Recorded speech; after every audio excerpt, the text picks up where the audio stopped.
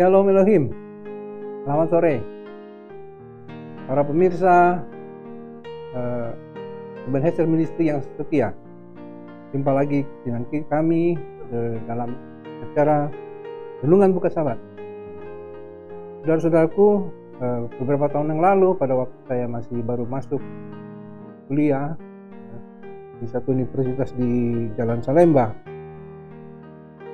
kami mahasiswa baru biasanya bagaimana biasa ya, mahasiswa baru itu mengikuti yang namanya orientasi pendidikan sebelum menempuh kuliah.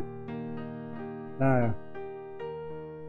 pada waktu kami masuk, kami tidak punya gambaran apa-apa tentang apa itu orientasi pendidikan. Ya.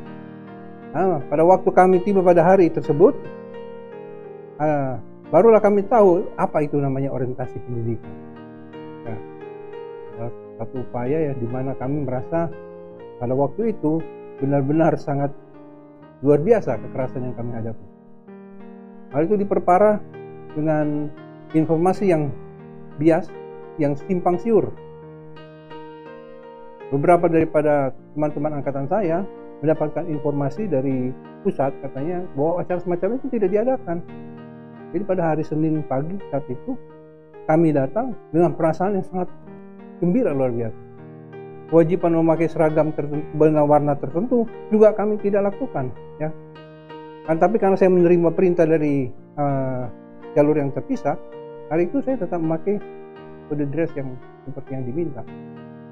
Namun karena begitu banyak orang-orang yang di sana, teman-teman angkatan saya yang tidak mematuhi kode dressnya, kami semua kena hukuman. Hari itu kami lalui dengan babak belur. Lalu besoknya, malamnya, saya ceritakan kepada orang tua saya ceritakan kepada papa saya. Papa saya cuma ketawa-ketawa saja.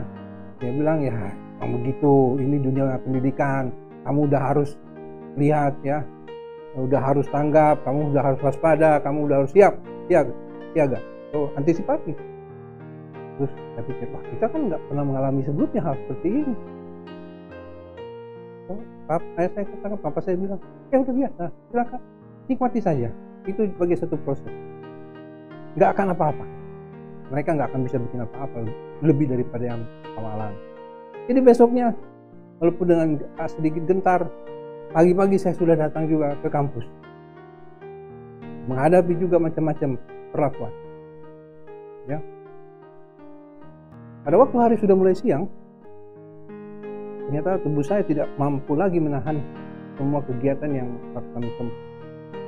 Lalu tiba-tiba secara kami lagi berbaris di lapangan basket di fakultas di sana, di kampus, saya kena mimisan. Darah keluar dari hidung dan saya langsung disendirikan. Tanpa saya sadari, ternyata papa saya ada di antara barisan orang-orang yang memperhatikan kami dijemur di lapangan basket itu. Dia kebetulan datang. Dia memperhatikan. Lalu melihat, memantau. Seorang daripada aktivitas akademiknya waktu itu, atau anggota kampus, bertanya, "Bapak siapa?" "Oh, saya orang tua mahasiswa." Oh, kaget. Wah, tidak ada anjuran bahwa orang tua mahasiswa datang untuk melihat acara ini, katanya. Oh, iya, saya datang atas inisiatif sendiri. Anak-anak saya tadi malam dia agak mengeluh, katanya. "Oh, anak bapak yang mana?" katanya. Terus kemudian saya tunjuk, itu tadi yang baru dibawa tadi, karena dia mimisan. Orang yang melihatnya mulai kaget. Wah, ternyata ada mahasiswa yang tidak, dan orang tuanya melihat langsung. Dan itu diakui sebagai anak. Saudara, bertahun-tahun kemudian pada waktu saya mendengar cerita ini langsung dari ayah saya langsung berpikir, ternyata pengakuan itu satu hal yang penting. Karena setelah kejadian tersebut, saya tidak lagi diperhatikan sebagai mahasiswa baru yang harus mengikuti orientasi. Saya dibiarkan. Bahkan saya sendiri tidak tahu lagi saya harus melakukan kegiatan apa. Dan pada waktu itu saya berpikir, kenapa mereka jadi melupakan saya? Ternyata ada pengakuan dari ayah saya menunjuk saya bahwa saya ini adalah anaknya, dan disaksikan dan didengar oleh para pimpinan di fakultas. Pengakuan itu membuat saya akhirnya mendapatkan suatu perlakuan yang sebenarnya tidak umum. Dan bagi saya, pada waktu mendengar cerita itu diceritakan beberapa tahun kemudian oleh ayah saya, itu membuat saya memikirkan bahwa ternyata ada hal yang membuat kita harus mengakui suatu kebenaran. Dan itu benar-benar akan memberikan suatu perbedaan pada satu kenyataan. Saudaraku, di dalam Kisah pasal 13 ayat 27 disebutkan, sebab penduduk Yerusalem dan pemimpin-pemimpinnya tidak mengakui Yesus. Dengan menjatuhkan hukuman mati atas dia, mereka menggenapi perkataan nabi-nabi yang dibacakan setiap hari Sabat. Saudara, kita bisa membayangkan bagaimana cara orang-orang Israel atau orang-orang Yahudi beribadah pada waktu itu. Di setiap hari Sabat, mereka membacakan kitab-kitab nubuatan.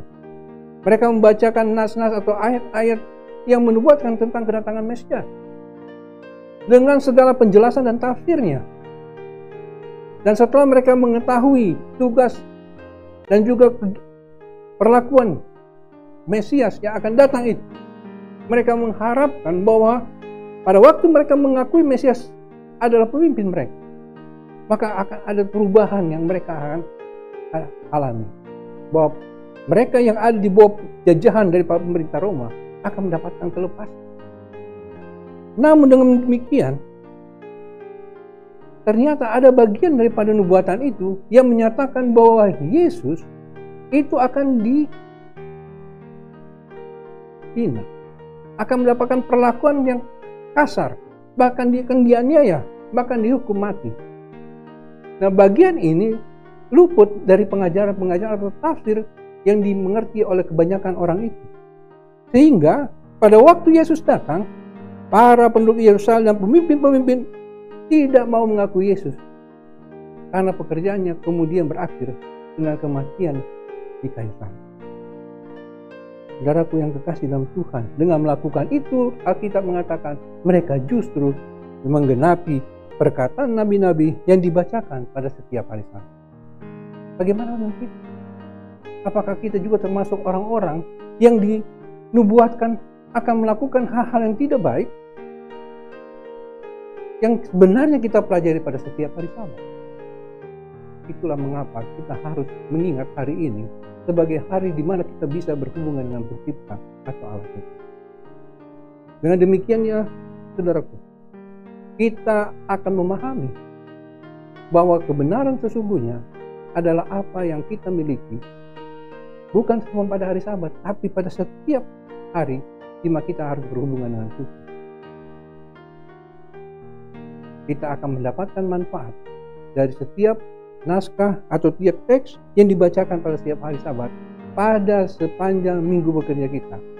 Dan pada setiap hari Sabat, semua pengetahuan kita akan diisi kembali. Dan itu hanya untuk kemuliaan nama Tuhan. Dan biarlah kita pada Sabat ini, kita bisa mempelajari lagi hal yang lebih benar, yang lebih baik, yang lebih baru mengenai pengetahuan akan juru selamat kita, Tuhan Yesus Kristus. Biar Tuhan memberkati kita. Kita berdoa. Bapa kami yang ada dalam kerajaan surga, terima kasih ya Tuhan atas janji-Mu yang berlaku bagi kami semua. Dalam mana kami memasuki Sabat perhentian Tuhan yang kudus ini, kerohanian kami akan diisi, sehingga kami akan hidup sebagaimana Tuhan kehendaki kami hidup. Biarlah kami akan mengenal Tuhan dengan baik, dan kami akan mengakui Tuhan sebagai Tuhan dan Juru Selamat kami di dalam kehidupan kami yang setia terhadap kebenaran itu. Dan biarlah kami akan diselamatkan pada waktu Tuhan datang pada yang kedua. Bersama dengan kami sepanjang Sabat ini ya Bapa, dan kasih karunia-Mu akan menjadi bagian kami semua. Mohon ampun dosa kami, layakan kami di hadapan-Mu ya Tuhan. Karena kami mohonkan doa ini di dalam nama Yesus Kristus yang adalah Tuhan dan Juru Selamat kami. Amin. Demikianlah firman Tuhan yang dapat kami sampaikan pada sore hari ini. Bagi sahabat-sahabat EHM yang rindu untuk bergabung bersama kami mengundang untuk bergabung di Jalan Pemuda nomor 47C Depok. Tuhan Yesus memberkati.